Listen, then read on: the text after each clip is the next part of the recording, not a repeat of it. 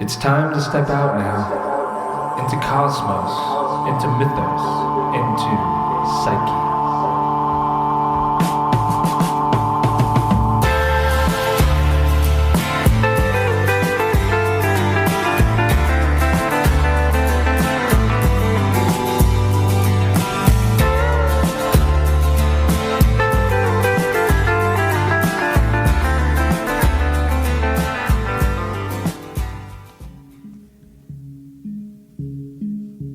Why, hello there. Welcome to another podcast. This one, AT Mann returns to the show to talk about the divine plot.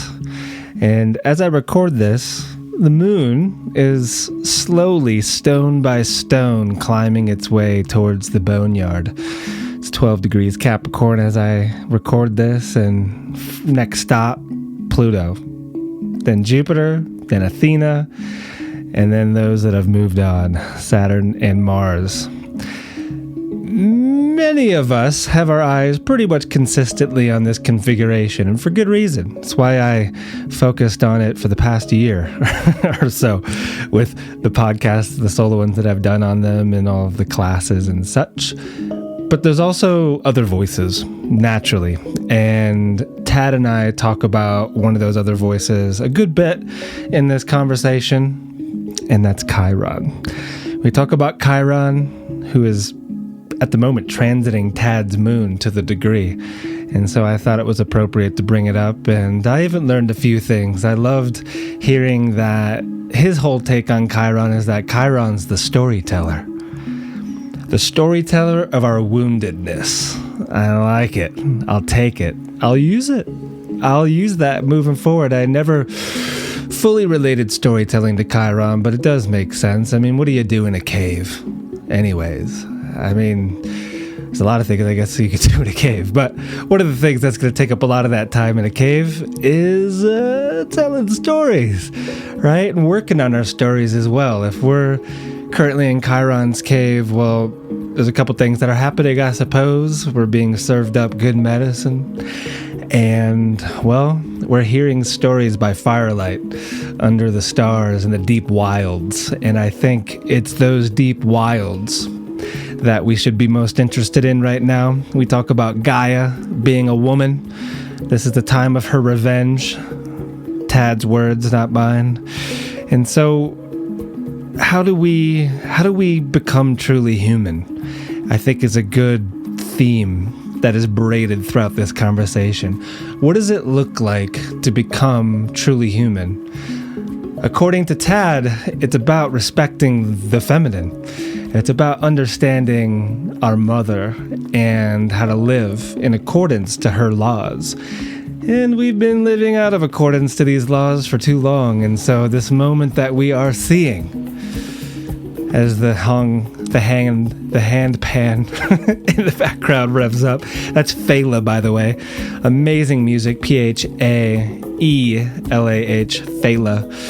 Phalah. As it all revs up, I mean, this is a moment for us to truly wake up.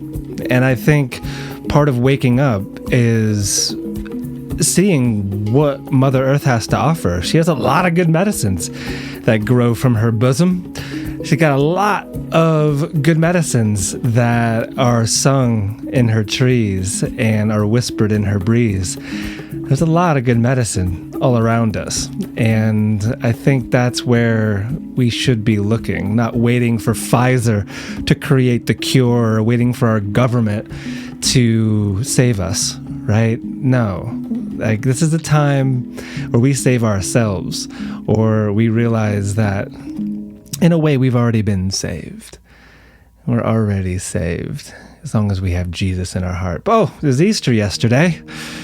Odd Easter. If you're a practicing Christian, happy Easter to you. So, if at any point during this podcast, you're like, oh, that was such a good idea. I'm so happy that I found AT Mann in this conversation with Adam. Well, on your app, on the podcast app, you can leave stars or a review. And this is the way that you support podcasts. Any podcast that you listen to, if you haven't left stars yet, that's not okay. It's just super important. It's not just a thank you. It actually works on the algorithm of the podcast. And if you're an Android user, you can do it on Stitcher. They just make it a little bit more of a challenge. And so I thank you ahead of time. And if you get inspired to leave a review, send me a screenshot of that review, and I will hook you up with a class of your choice. You can peruse on my website, and I'll link you to that class as a thank you for the review. And also, if you want to really support the work and be a part of an astrological community during this time of lockdown, it's a great time to be learning astrology. You can go to patreon.com/AdamSummer, and there is much to be found there. Parlor recordings, nearly 100 hours of them actually at this point, and lots of classes as well, and ways of even getting certified as a professional astrologer, $50 and up. So just go to patreon.com/AdamSummer, and you can discover all of my offerings there. And so, yeah, a bit about Tad. He has been practicing astrology longer than I've been alive, which I love. I love talking to elders within the space, and especially those that I have this deep resonance with. Like, there's something about Tad's path that I can see future movements in my own. For example, in all the books that he's ever written, only a handful of them are about astrology. He's written books on trees, on architecture, on spirituality, on sexuality. He's a well-rounded thinker, and I really respect this about AT Mann, and he's always a real treat to talk to. And this is one of my favorite conversations that we've had, because we do talk astrology, but we do stray a bit from it, talking about big time, talking about nature, talking about the goddess. I think you're gonna like it. And so if you resonate with Tad's work, go to atman with 2 N's.net, atman.net. And there's also, I think, 4 other podcasts that the two of us have done. And so if you just search that on my website at holstoheavens.com, you will find those other podcasts, and yeah, you'll learn a lot from all of them. So anyways, I give you, AT Mann and myself, a conversation that we had just yesterday. I hope that you enjoy it, and I will speak with you on the other side. Enjoy. AT Mann. I've never called you that. Welcome back. Thank you very much, Adam. It's great to be with you. I don't even know if I've asked you the question, but is AT your initials? Yes. I know Tad. Okay. And so what's your first name, actually? The A. My name is Alden Taylor Mann IV. And were your parents aware of AT Mann, or is it just one of those great coincidences? No, completely. There's no possible way that they were. And my father died in the Second World War 3 months before I was born. Oh my! And he was the third. So when I began, people always called me AT when I was a kid, and Tad was the kind of nickname. Mm-hmm. And so I only discovered what ATMANN really meant, when I was in my late 20s. I think there's some people listening that don't know what AT Mann is. Want to educate them? Yeah, it's a term. It's a Hindu term for the universal self, as they call it. And it's not the individual self, but it's the universal self, of which we are all aspects or components. So like a diamond in Indra's net from there. It's like a diamond in Indra's net, and that it represents, we're not just our life, but we're also all lives. And that whole concept of Atman is actually profound, because it's in some ways it's actually very much like what Western esoteric tradition calls soul. But it's like a universal self, of which we're all components. It's a big idea. What a name to live up to. Much better than mine, which is arse. Yeah, well, I mean, I try not to think about that aspect of it, but it is funny, because it actually, in all kinds of ways, it really has been an ongoing theme through all of the books I've written, I've only a minority of them are really about astrology. Many of them are about the sacred and sacred architecture, sacred sexuality, trees, landscapes, tarot, the sacred language of trees. All of those things are really about that kind of larger principle, which I really like very much. I think it's very powerful, especially now. Especially in these times. I see that in you, in your path. And it's just fascinating to me how, of course, you were writing books before I was even born, but one of your probably most read books, isn't it? The one that you released in 1983, 84, The Divine Arts? The Divine Plot. Plot, sorry. And it's just wild for me to think that's when I came into this world and you were writing such books. I just love it. And that we could have conversations now around right. it all. Yeah, I'm fascinated as well that when you and I met for the first time in London, that was where I was living in those days. What a wet day in London. I guess most of them it was a very wet day, but it was, but I enjoyed seeing you there. I remember it well. I know you resonate with, I still have that photo somewhere, but it's just that it's nice to, I knew that you and I resonated because we had talked many times, but it's always just good to see someone and hang out. And also it was really my territory in a way. And especially that market is wonderful. Yeah. Yeah. Good quality cacao under the shard. Yes. Under the wet shard is what that scene looked like. That's right. So here we are again, and it is the most interesting time I've ever seen in my life. Oh. You've lived through civil rights and Vietnam and all of this. Right. Yes. How would, you know what, don't even say compare. There's no comparisons. They're odious at this point. What is your take on everything that's happening, Tad?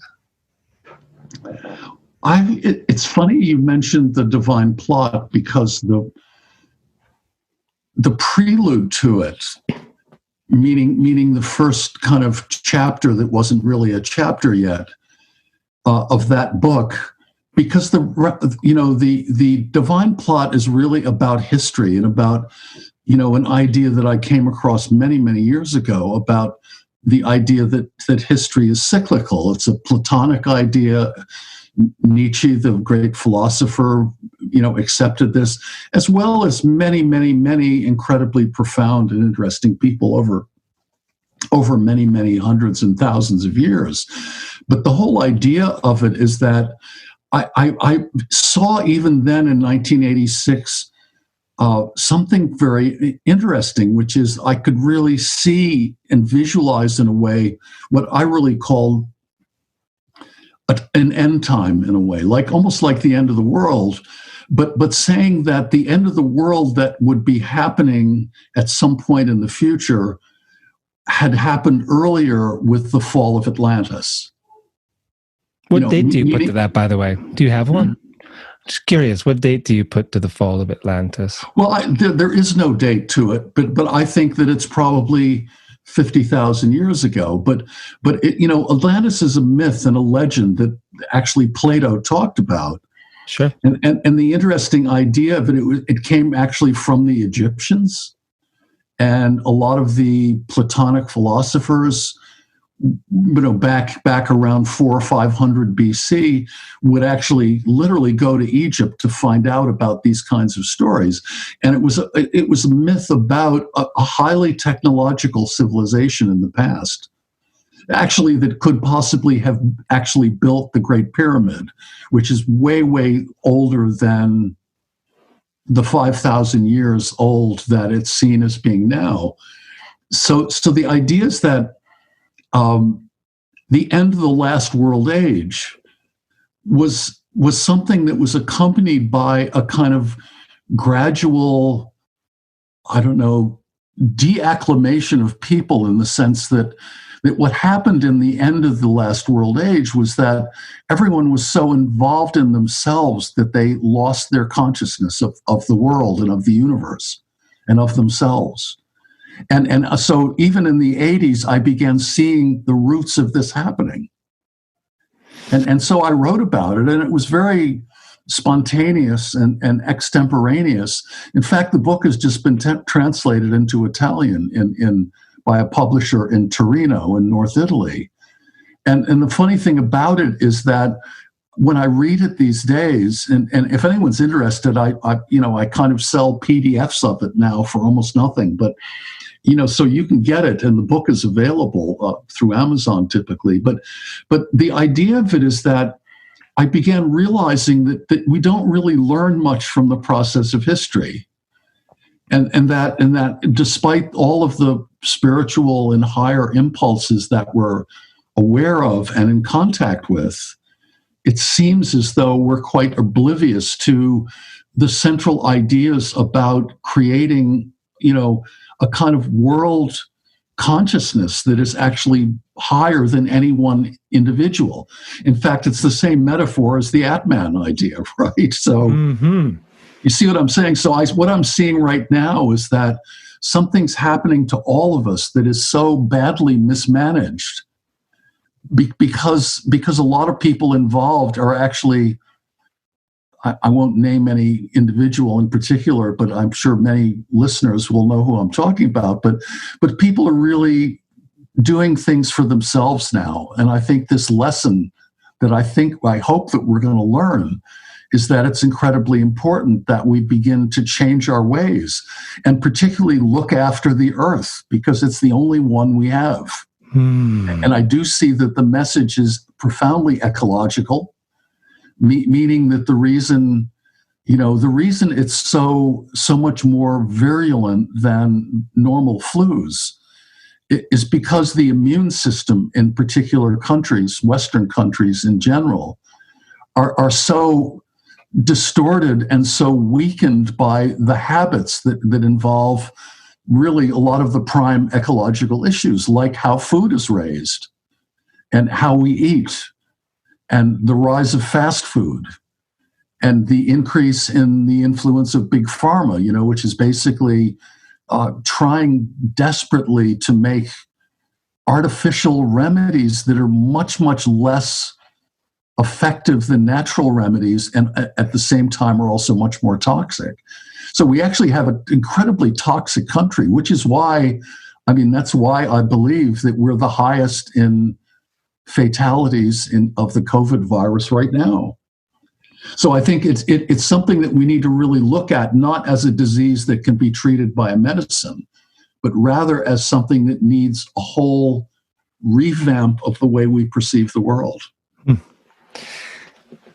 I share your thoughts on this, and we stumbled into territory that I've been kind of dreaming on doing a show on for a while, which is Yuga cycles, or the Great Year, as Plato would call it. Right. And I'm currently reading this amazing book called The Time of the Black Jaguar by Arkin Luswala. And from his perspective, he's an Andean man from Peru. The way that he speaks of it is that we're in the fourth turning of the great cycle, and he's talking about precession, 26,000 years. And in a very simple explanation of these cycles, he talks about the first phase being the creation cycle. That's when men walk with gods. Right. So where our stories come from, right, with the planets we're talking about in Greco-Roman mythological terms. And then there's the conservation phase, a slow forgetting or a stepping into an amnesia of sorts. And then there's this very short phase, which is the time of the Black Jaguar, which is like Kali Yuga. Right, exactly. And his whole interpretation of it is earth-based. This is indigenous wisdom. Right. And the losing of the ways is one of the most important principles of not just protecting the environment, but actually knowing how to be human in it. Oh my God, yes. That's one of the, I just want to finish it. The most prime principle of this is you cannot take anything from our mother without giving first. That's right. And our culture only takes and never gives. And it's that principle that is completely out of balance that I do think I'm with you on this one, that we're experiencing a massive, in a way, immune system attack to the planet. And not just to the immune system of human beings, but we'll just say that there's an immune response from Mother Earth herself. And if we're not in alignment with her, if we don't know how Absolutely. to tune our ear to plants and planets and live in a healthy way, like we're going to get worked pretty hard by this. So it's interesting. And in kind of pointing towards the next step of a question here in the divine plot, do you delineate, because I haven't read this one, the Yuga cycles and the Great Year? Do you talk a lot about that? Oh, yes. I talk about almost every theme of cyclical history that I could come across. Researched a lot in the late 70s and early 80s. Like there are a number of sects, like the Ishmaeli sect, of which the Aga Khans arose, and also even the Pahlavi sect, not the Shah's dynasty, but rather the original Pahlavi Persian dynasty. Both of those actually are cultures that had a profound image of the world being cyclical. And it's very, very similar and actually a very similar dating to the Yugas. And I really do, I agree with everything that you're saying in this. I came across this message to the world from the ceremonial elders of the Wapma Cree Nation, which is from Quebec somewhere. And they basically expressed these ideas. And again, it's coming from a kind of, a kind of natural living people that are still around. And they're saying that a dark messenger has come and his relatives are many.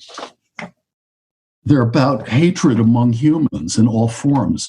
And more importantly, a disregard for Mother Earth as a living being. The messenger is relentless and no one is immune.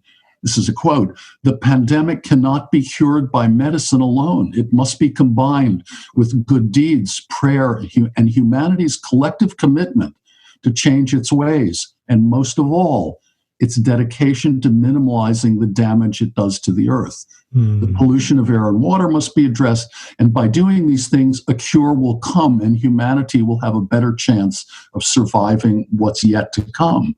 So it's the key point to all of this is respect for women as being the only human force that channels the human soul from the spiritual realm. And they basically go into this in amazing detail. The suffering of women who are demeaned, mistreated, abused, and their negative energy is what creates and brings this sickness on us. During this dark period, all persons will experience what oppression feels like, the inability to access your essential needs, the land, the medicine, what you love most, and what you need to be happy. From this experience and the will to honor all indigenous peoples of the world, brighter light will shine on the earth for the betterment of humanity. And humanity is being called on right now to reflect on its past and present and plan a new way of living with Mother Earth. This is the only way to ensure that the human species survives till the end of time. So and I just found this so incredibly powerful. I was just sent this last week, and it's actually a theme that I've been working with for many, many years. As you know, Adam, I mean, astrology is one of the languages that we're familiar with. And it certainly isn't the only one, but there are other languages that are much more universal in a funny way. And I really do believe that this is something which, of course, is integral to the way I do astrology also. I mean, I start by looking at, the fact that on an ancestral level, we spend the first third of our life logarithmically within our mothers. Yeah.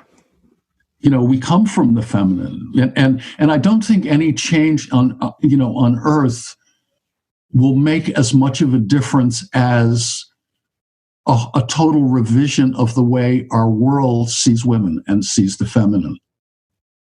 I just think that it's incredibly powerful and incredibly important that actually changed. It's not about recycling and, creating clean crops, although those are all aspects of it. But the primary thing is that Gaia is a woman.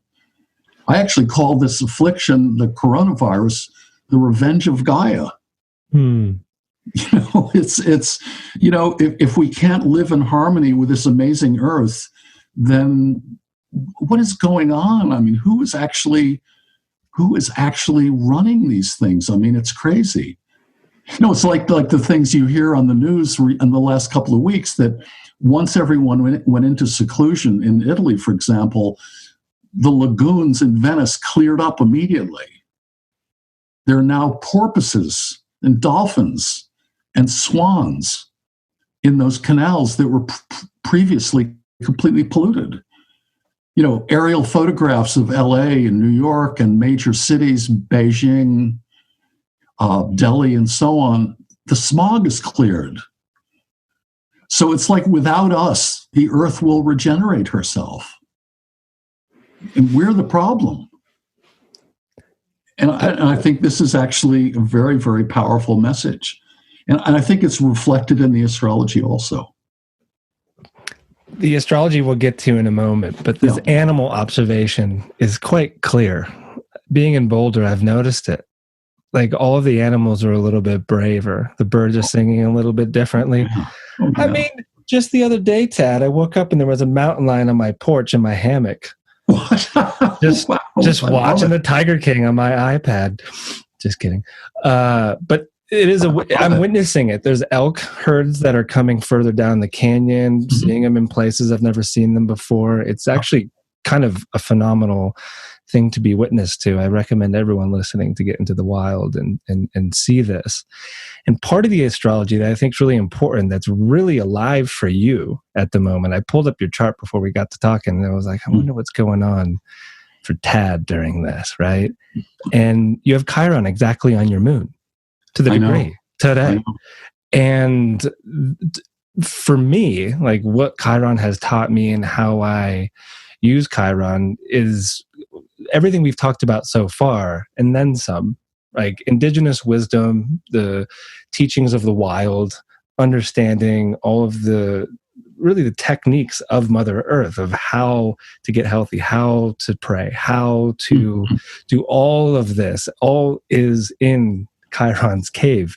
So what I was curious about in seeing that is one, how you are experiencing it, traveling back to the early 70s, because that was the last time that you experienced this transit, and what message you think Chiron has for us, because we're still in the final stages of an orbit. He was in early Taurus when he was discovered in 77. Yes, I know. And I just, because of his relationship to the nodes currently, and just everyone has their eyes on the Capricorn story, but there's something very unique coming through those first 10 degrees of Aries. So what are your thoughts? I agree. Well, of course, it was discovered in 1970, which is now was almost exactly 50 years ago, of course. Wait, Chiron? Yes. 77, I thought.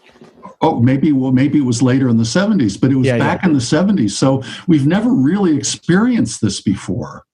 And I think as a result, it's actually a phenomenally powerful and potent dynamic. And the fact that it's right exactly on my 6-degree Aries moon is very significant.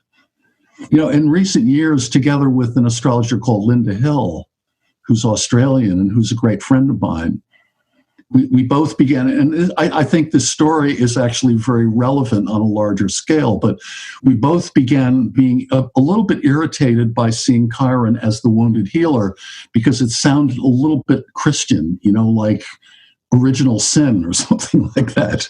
Okay. And so we began realizing, and I realized that having, primarily women as clients over the last 50 years I've been doing astrology, I suddenly began realizing that a lot of my clients, although I've used Chiron since the mid 70s, that I began realizing that a lot of people embrace the abusive influences that have happened to them, or the woundedness that they have. They're afraid to let it go because it will change who they are. And I thought this is a big problem, because it's like, if you really do let go of your woundedness, does that mean that you lose yourself? And so Linda and I revisioned Chiron and began calling it the storyteller of our woundedness. Yes, please. I like this. Go on. In the sense that we carry stories within us about how we were wounded. And some of these wounds are known and others are not known, meaning when they happen when we're very young, we don't really perceive what they were about, but we certainly know they're there.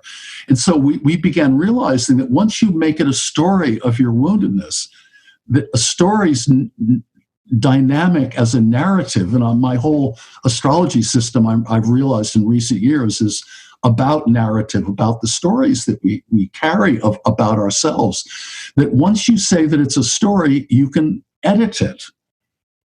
And edit it so that it's not that the abusive situation that happened to you is something that you need to continually refer to as something that demeans you or weakens you. But why not re-edit the story and make it empower you? So in recent years, when I look at Chiron in people's charts and look at how they want to become healers and yet are held back by the woundedness, that by reframing it and saying that, by the way, by overcoming the nature of the wound that you've experienced in your earlier life, you become a healer by empowering that particular story. And I think that's very important. And you and I have talked about Chiron in the past, especially Chiron's Cave, that guided imagery of Melanie Reinhardt's. I use that in Vermont at my circle with my own little twist. I appreciate that from you too. Very, very good. It was a good one. And it really does. It takes people to a very interesting place, I think. It does. And what you just said about stories, I've never per se related Chiron specific to the storyteller, but I like it. And I do think that everything you just said is true. And it's why my focus with my own work has shifted so much to story and myth and all of this, because I mean, in a way, we are our stories.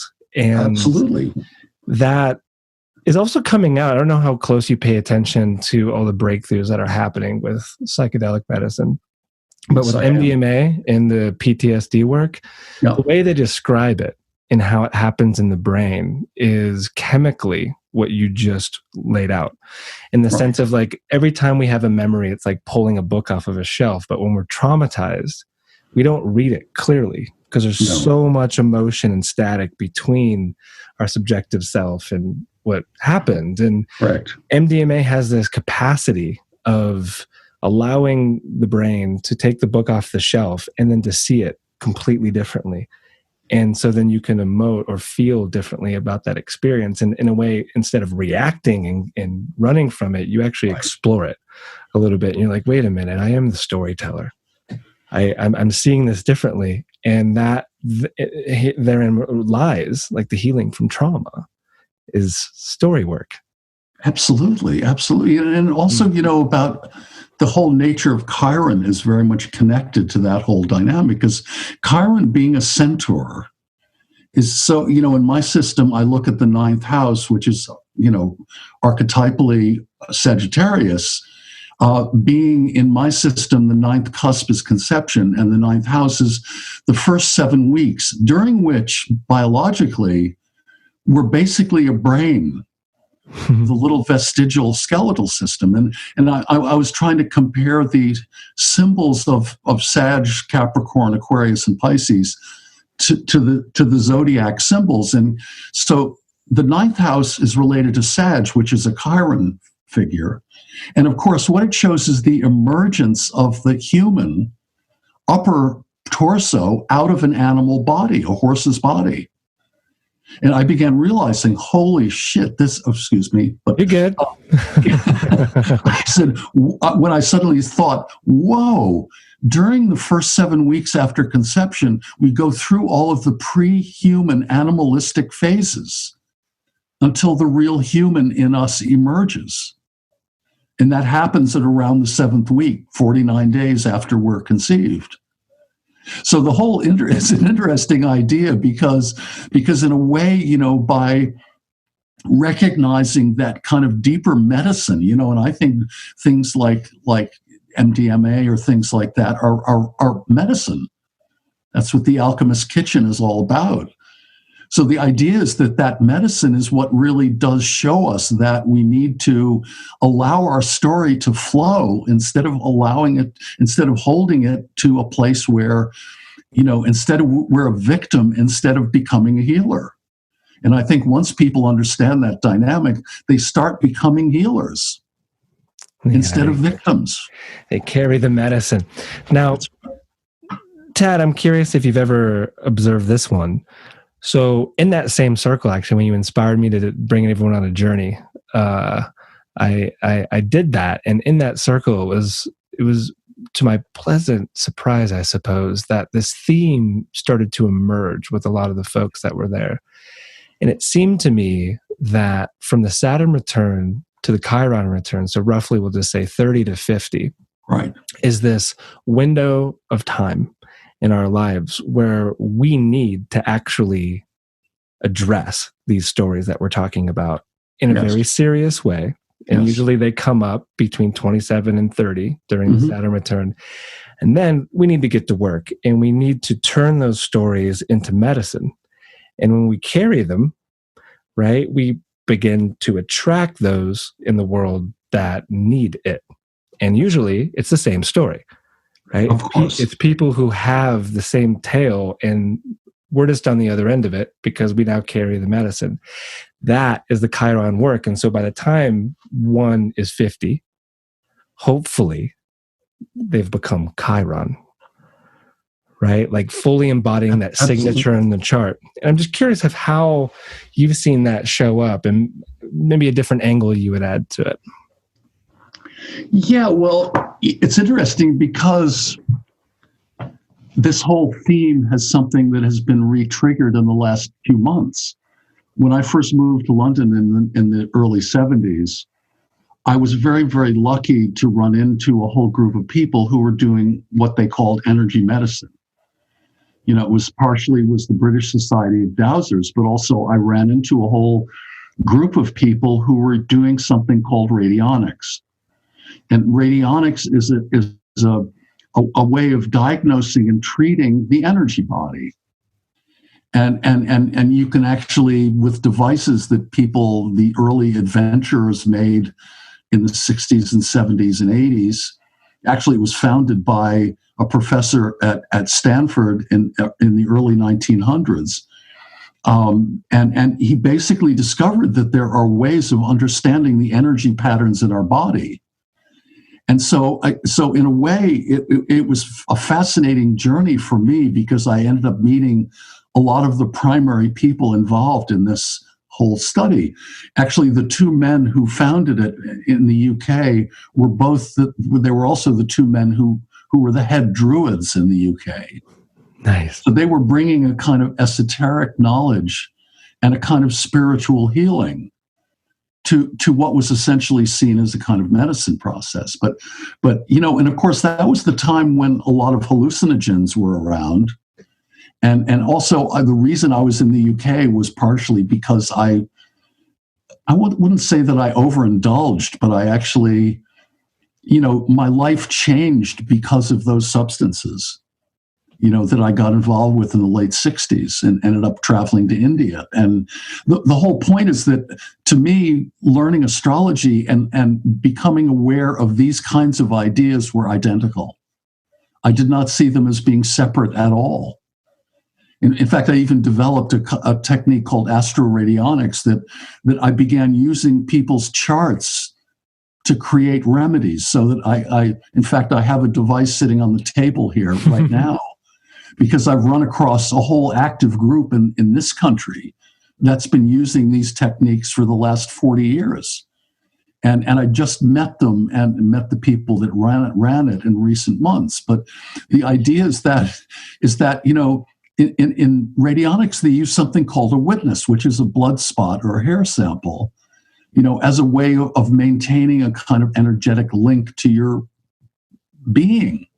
And I, of course, realized immediately that a horoscope is exactly the same link.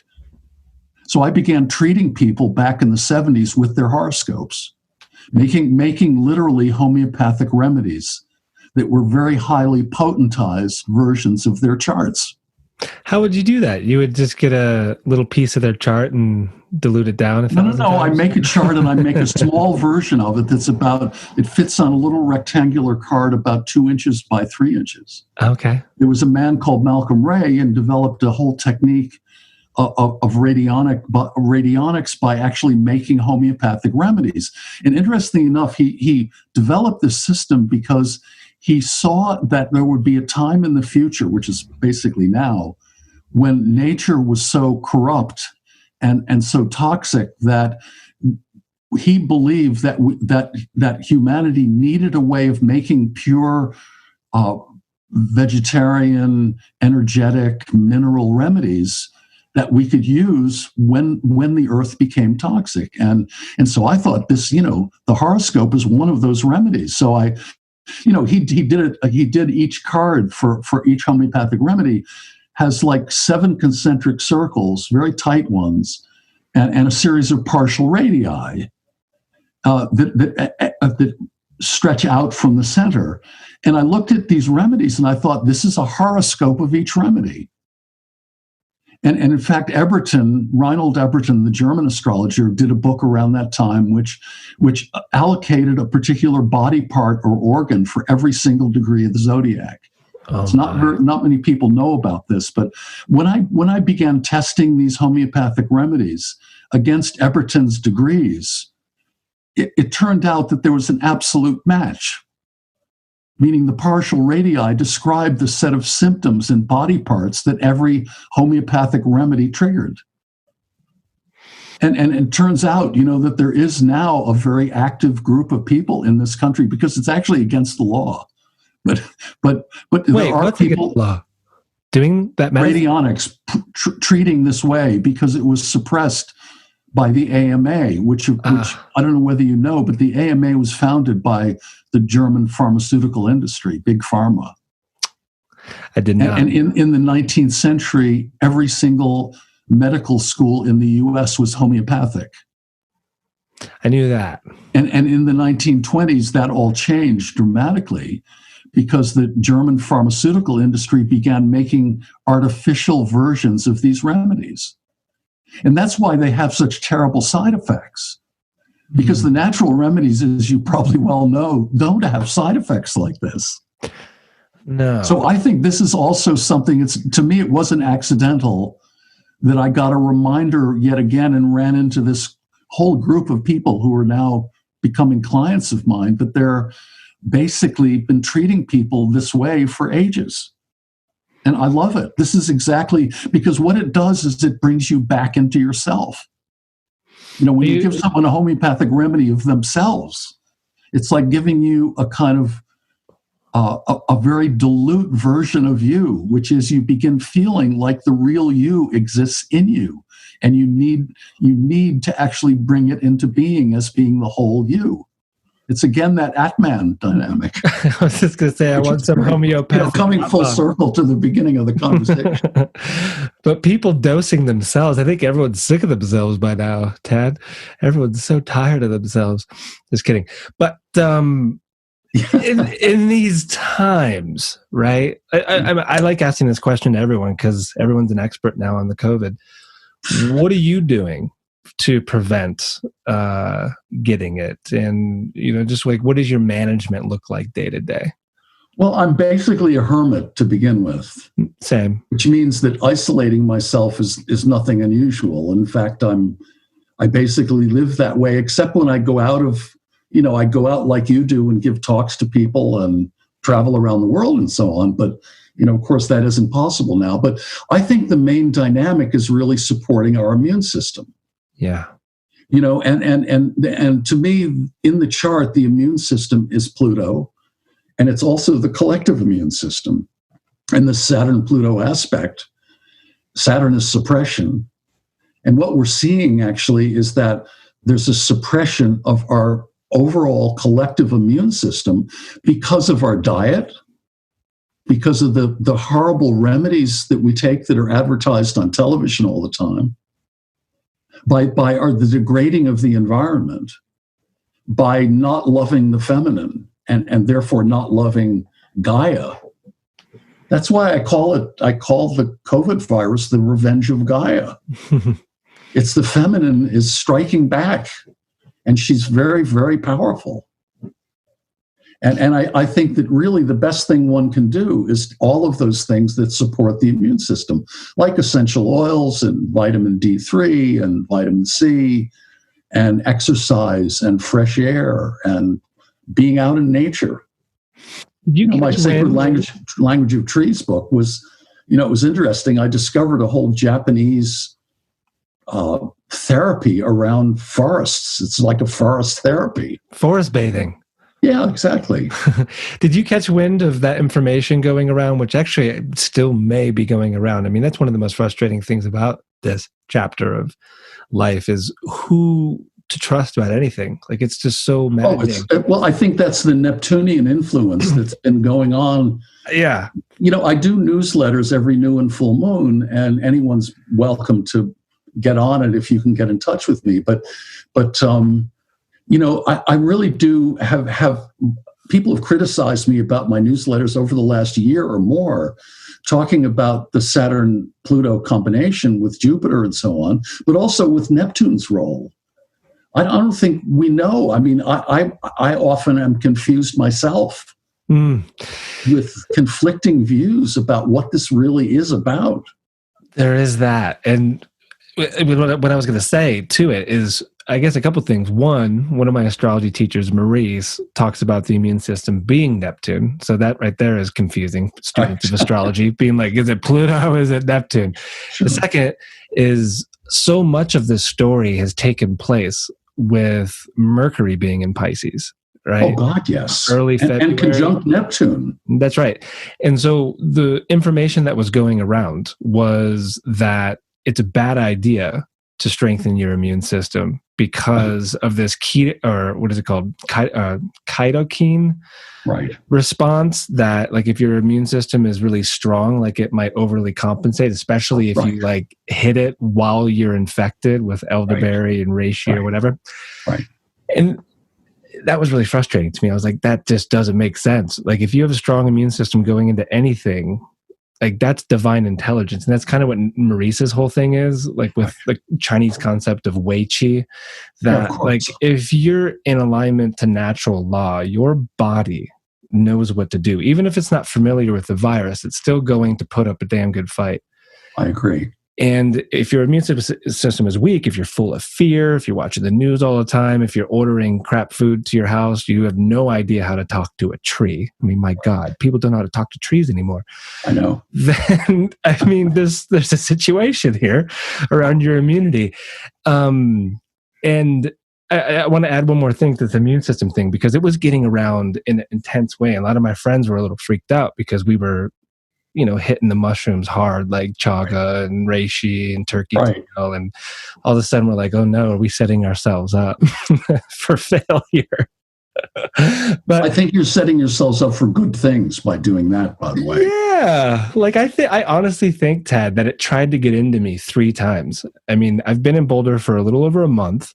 Right. Traveling, and right when I got here, I had been to Spain, Peru, UK, and then back. So immediately when I got here, there was something that tried to get in, and my main response is the herbs, jump in the river that's freezing cold, do my pranayama, and then sleep. Just get to sleep and allow your body to do its thing. So I won that battle. Then it happened 2 more times, both after me having to go to the grocery store. Because I prepped, I got into prep mode at the beginning of March before it got real wild. Like, I spent $400 on groceries, just prepped. And then I was like, I'm not going to the grocery store during this. And then I had to. I needed to get my LaCroix. I needed to get some chocolate.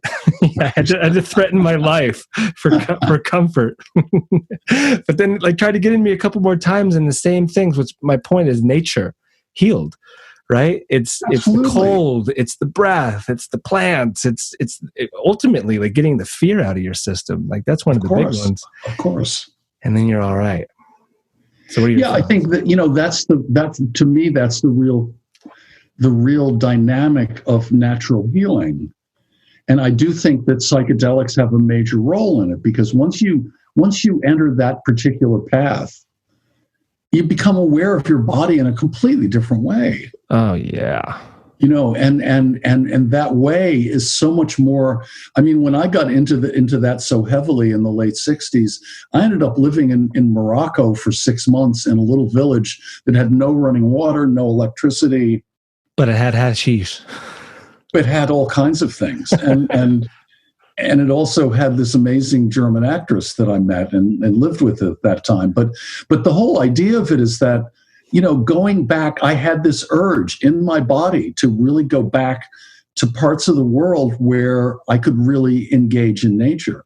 And that led me, I actually hitchhiked from Munich to India, overland through, Bulgaria, Turkey, Iran, Afghanistan, Pakistan.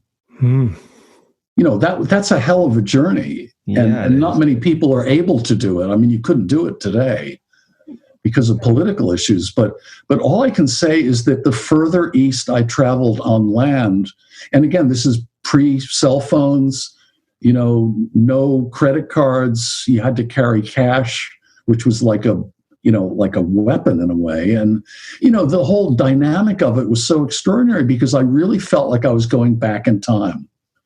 And it felt healthy. I felt like I needed to go back to a much more primitive lifestyle. And I still feel that. And that's part of the dynamic of the divine plot idea also, which is, there's a part of me that's preparing for the beginning of a new world, which I think is going to be like this world in a way, kind of destroying itself in a funny way and having to go back to really being completely reliant upon nature and those dynamics. And wouldn't you say her time signature as well, in the sense that with the Mayan calendar back in 2012, right? A lot of people misappropriated it in thinking that it was the end of the world, but really the way it seems to have been translated from those that really understand it is that it was the end of time. Right. And that is a really deep idea, because time as we know it, like clock time, is an invention of the Industrial Revolution, is it not? Right. It's artificial. Yeah. It's not real. And we all live by it, just looking at our clocks and hoping that this is all going to be over soon. But when you tap into cosmic time and contemplate things like Kairos, or time out of time, and sacred time, as indigenous people would talk about it, that's where the deep healing happens, because you remember like really what you are. And so the end of time kind of is an invitation into that timeless space, if you will. Absolutely. Well, that's the space of those substances. That's why they're healing. When you engage in the medicine, and in my sacred language of trees book, I talk about something called Acacia that friends of mine discovered 15 years ago. Mimosa, which is it's incredibly powerful DMT. Yeah. And it takes you back into your body in a profound way. And not only that, but it also brings you into a realm of trees.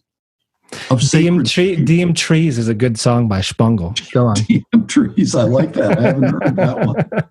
I'm going to use it on the podcast now. Thanks, Adam. I like that one. And the whole dynamic of it is that it is saying something really profound. And it's, you think, oh, well, trees, it's just, it's not that important. But of course, it's incredibly important, because they carry a kind of wisdom and spirituality that I don't really hear from many of the people that I know that claim to have some kind of answers about things. I'd rather go hug a tree, which of course we can do now. We can definitely hug trees, though COVID-19 might hang out on that bark for quite some time. Well, that's okay. So you just need to find trees that are out of people's reach. There are plenty of those around where I live here in the Hudson Valley. And I really think that these lessons are really profound and are so extraordinary and relevant right now, that I think we're in a process of learning. It's like when, there are no sports events, there are no movies, there are no collective rituals that are happening in our world right now, I think this is a great relief. And I just find this so creative and so positive and so powerful. I'm with you, Tad. I really am. And I think maybe what some people are thinking at the moment is, of course, what's next? But like a question that some of the others might be thinking is, so are we in it? Are we in the Aquarius age yet? And well, what would you say? Social distancing does have a very strong Aquarian vibe, don't you think?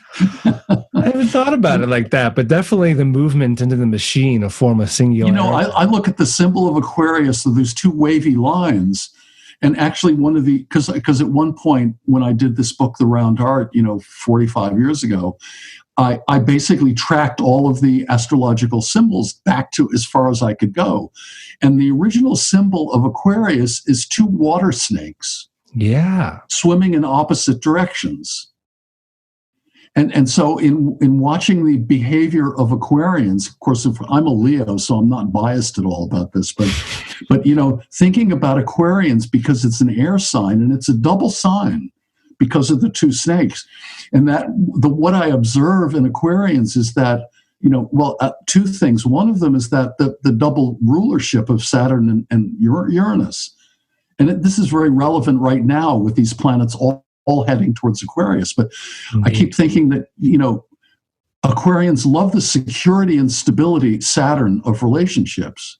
But once they're in relationships, they feel trapped, which is Uranian, and then they try to escape.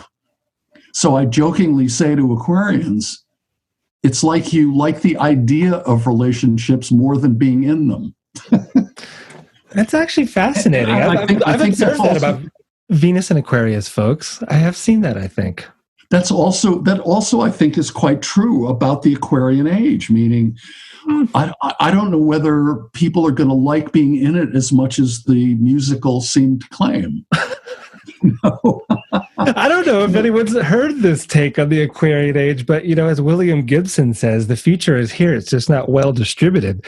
And exactly. Japan, they're not having kids, or really getting married, right? A lot of our generation, like my generation even, is not, like the millennials. By the way, that's part of the revenge of Gaia. Do you know why? I wrote a book about alternative therapies back in the 80s that a publisher paid me quite a lot of money to do in London, and they never published it because they said it's too far ahead of its time. But one of the premises was that in the UK, it turned out that because of the women flushing birth control pills down the toilets, that many of the rivers in the UK have very high estrogen content.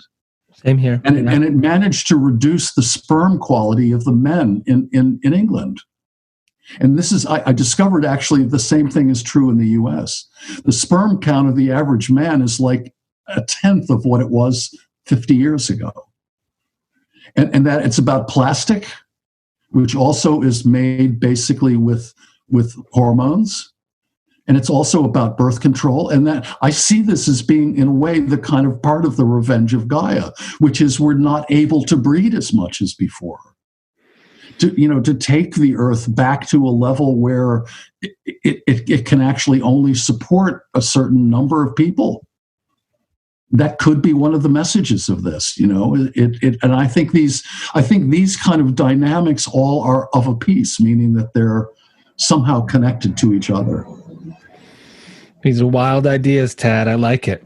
It's very wild, but also it makes a lot of sense if you think about it. Sure does. Especially the movement into VR and whatnot.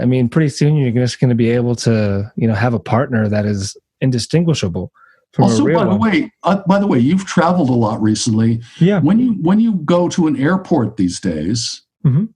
every single person is looking at their phone.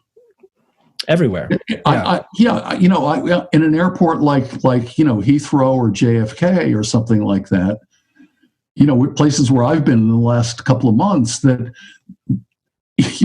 when you look around, these science fiction movies about zombies are already here. Oh dear. We're in a landscape of zombies. And this is part of the checking out that I described as part of the divine plot, meaning one of the symbols, because in Plato's Timaeus, he basically says that when you go through a death and rebirth process, the soul bathes in the river Lethe, it's called Lethe. And in the river Lethe, it's the river of forgetting, meaning when we finish one lifetime, we go through a stage of forgetting who we are until we emerge and have to recreate ourselves from scratch on the other side. If you look around, no one's here.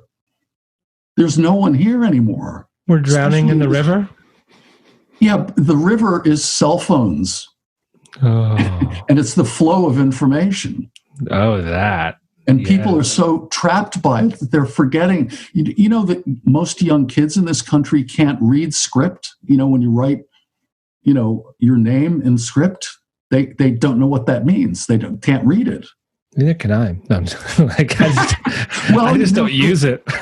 you're very young. Well, that's what's happening. It's like we're forgetting. I think that there's a collective forgetting of civilization. And it's fascinating because we're basically forgetting our roots. Chiron. It's pretty radical stuff, this, I have to admit. But I mean, why the fuck not talk about it? Because it is very, very important, and it is what's happening. So what is your best, most succinct advice to everyone listening to this of moving forward? What would that look like? Stay away. It's like a Gurdjieffian advice, which is, my whole astrology system is very much based on the work of Gurdjieff, a Russian mystic. There's a book of Ouspensky's called In Search of the Miraculous. It's a great place to start. But the whole idea is that we need to wake up. We really do need to wake up. And I think more and more that if I'm a good astrologer, and I think I am, from my vast experience and so on, that the whole idea is that I begin to see that my role as an astrologer for people is to try to bring out the best possible them that can possibly be brought out. Meaning, I want you to be the best Adam Summer he can be. And so is it through the chart? Is it through the radionics? Is it through tree hugging that you do that? It's a combination of all those things, because I think that a lot of these ideas are they've kind of wound their way into my way of doing astrology as well. Mm-hmm. You know how that happens because you do it too. Sure. All of these things we experience, like when you go to England, and I remember I spoke to you in London, and you were just blown away by the topography of the UK. Yeah. And those are the things that I think that's why I wrote a book called Sacred Landscapes, and because I think that we learn continually. I'm almost 77 years old, and I'm like learning every day, every week, and I'm trying to stay awake. And I think that's the main thing that we should keep in mind at this time. Stay awake, because your immune system is the part of you that's awake. And we need to support it. Do you think it's a good idea for people to be watching Tiger King? I don't really know what Tiger King is about. I've heard very mixed reviews about it. Yeah, for good reason, Tad. I'll save my theory about big cats in this moment in time. I mean, I'm a Leo, so I'm actually a big cat myself in a funny way, but I don't really know what that film is about, and so I can't really say. It's about folks that enjoy wearing mullets and doing meth and keeping big cats for pets and zoos and entertainment, and some that say they're saving them, and some, it's the wildest personalities you've ever seen, unless you've spent a good amount of time in the American South. So I'm actually quite familiar with people like this because I'm from the South. Sure. But these, especially the main character, Joe Exotic, is just next level. You couldn't even make him up if you were trying to come up with a comic character. He's just next level. He's so good. But it's tragic because, if you care about cats, if you care about nature, if you care about anything that is remotely like this, it's an infuriating show. And it's done well. It's a good documentary. I'm sure most of my listeners have watched it because everyone has. It seems at this Except me. point. Well, I am kind of retro, so it's not surprising. I mean, it is entertaining, Tad. Like, it's as if Werner Herzog did the documentary. It's done really well. Oh, okay. Yeah. Yeah, and there's like no opinion from the director on like really what's going on in a sense. And it kind Well, when I moved to England in the 70s, there were a lot of mullets, as a matter of fact. I had one in the 70s. All of the football hooligans in the UK had mullets back in those days. Well, yeah, at a time, that was what people did. Did you have one? No. Oh, I mean, I did. When I first moved to the UK, I had hair that went down to my chest. Oh, nice. I was a hippie. Yeah, hippies never pulled off the mullet. They never wanted to get serious. No, I never went the mullet route. I went from having, hair all the way down my back that was actually henna red in a way. And a friend of mine said it looked like a monkey's ass somehow. Oh, an orangutan bottom. We want to an orangutan's bottom, but but at the same time, I went directly from very, very long hair to getting it all whacked off one day. Yes. And in fact, I just came across an envelope with incredibly long pieces of my hair from those days, which I still have. You saved it. Which is kind of amusing. We might all have mullets by the end of this, Ted. Oh, my God. I haven't had my haircut in 2 months. I haven't either. I mean, you can't find, how can you find someone to, I've actually grown a beard since I've been in this station. I feel like I look like Sigmund Freud. Yeah, we're really falling back into the ancestral ways. It's like really a degeneration of big time. Fortunately, I'm a great cook, so I love that aspect of it. A lot of cooking at home. A lot of cooking at home. I have. Well, Tad, always a pleasure catching up with you. atman.com is still your site? atman.net. Net, yes. And my email address is atman@atman.net. atmann.net. And if you're interested in my newsletter, it's free. It comes out every new and full moon. And contact me and sign up or come and have a reading. And thank you very much, Adam. It's always a pleasure. Oh, yeah. Pleasure's mine. I enjoy talking with you very much. Always learn something new. And yeah, from COVID-19 to mullets, everything in between. It's great. So we want that picture. We want to see it. Your long... I'll send it to you. Long orangutan hippie hair. All right, my friend. Stay safe in New York. We'll talk soon. Yeah, thank you very much, Adam. And let's be in touch again soon. All right, sounds good. Lots of love to you, mate, and everyone out there. And be safe. Yes. And there you have it. AT Mann and I talking about the divine plot and many interesting ideas. Like mullets, for example. Seriously, if I don't get my hair cut soon, I'm just gonna let it rip. I'm gonna be probably the only astrologer, at least in the US, that I know of that has a mullet. There's probably some European mullets out there. It might still be in fashion. Don't know. But I did have one once upon a time. In fact, I was in the 4th grade, and it was the thing to have a mullet and then to either have the stripes on the side or hockey sticks, because I grew up in those years in Minnesota and also North Dakota, and we were big hockey players, and we'd have mullets and hockey sticks. I might do it again, but this time I'll just put like the symbol of Saturn on one side and the symbol of Pluto of the other, and just be super serious up front and then just wild out back. I bet that Chiron has a mullet. When he's teaching, he just looks like he's got it all together. But then when you get behind him, like when you see him in ceremony, it's just, it's wild back there. That's what I think Chiron has these days. A mullet. Anyway, atman.net is the site if you want to check out more of Tad's work. Also, there are, again, previous podcasts that he and I have done.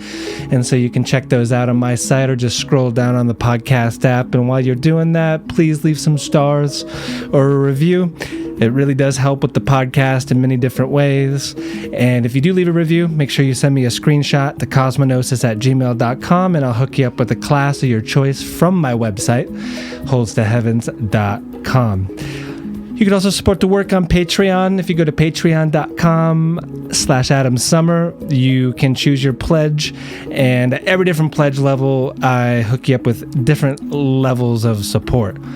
$5 got all these parlors, $10 the monthly class, including all of the parlors, and 40 plus patron-only podcasts.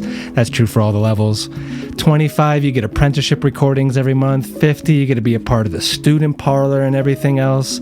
And then I currently don't have any slots at $100, but I do have a few at the ultimate patron level, which is $500. And so anyways, patreon.com/AdamSummer. That's how you support the work. Even if you don't really want to be a part of all that, you just like listening to all the podcasts. It's just a way of saying thank you, like you would to your barista. I'm just a celestial barista. So is Tad. Maybe get the Divine Plot on PDF from his site. And I have checked it out since. It's one of his books I haven't read, and so I'm excited to get into it. This podcast is brought to you by Solar Fire as well. If you want to take your astrological learning to the next level, just go to alabe.com and put in promo code SOMA, and you will get 15% off of that program. It's needed in lockdown. A lot of questions, a lot of charts coming up. You need Solar Fire for that.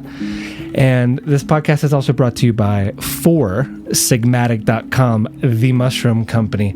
Like I was talking about in the show, and I've spoken about it before, one of the ways that I enjoy amping up my defenses and just having overall health so that I don't get sick, that I feel like I got a lot of stamina, that I'm one with not just Mother Earth, but like that kingdom that gets lost and forgotten about often, which of course is the fungal kingdom. Never forget what is happening beneath your feet and all around you at all times. The fungal kingdom is quite potent, and as is the viral kingdom, which our virus is a part of the fungal kingdom. I don't think so. Are they? Who has the answer to that? I'm not going to Google it right now, and I'm not going to delete this. I'm curious about that. What kingdom do viruses fall under? Anyways, Sigmatic.com, you can get the mushrooms in your coffee, the mushrooms in your tea, the mushrooms in a lot of different forms there. And if you use Soma, you get 10% off any of your purchases. So just go to Sigmatic.com and get yourself prepped for whatever is wanting to come into your body. The song I mentioned in the show turns out not to be true. I knew I'd seen DM trees before. I thought it was a Spungle song, but it's actually a Robert Venosa painting. And so if you see the art for this podcast, it's a Robert Venosa painting. G-clay technique. Robert Venosa, the maestro. He is so incredible. And so yeah, that's the name of the piece. That's the art to this podcast. And just because I brought it up, I might as well play you Spangle in a song called Divine Moment of Truth, which stands for DMT. Divine Moment of Truth. I love it. And if you guys aren't familiar, I know most of you are, but for those that don't know what DMT is, it's something that is endogenous to most life on planet Earth. Animals, plants, your own brain. It's said that the liver, the lungs, the pineal gland create it. And Richard Strassman, who did a crazy DMT study in New Mexico years ago, calls it the spirit molecule because it is the key, like Chiron, to the other side.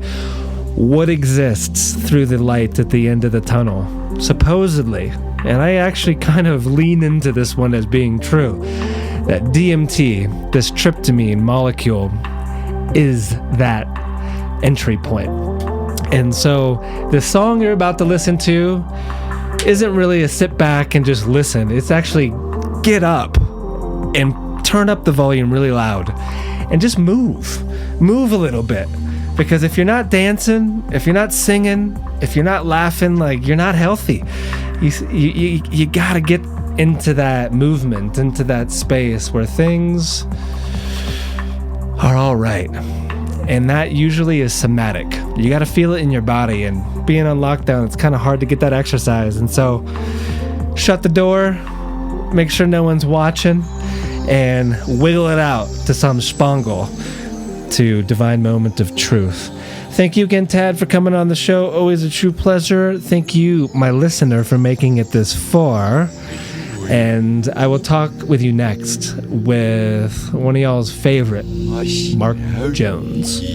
Be well, be kind, and I will talk with you then.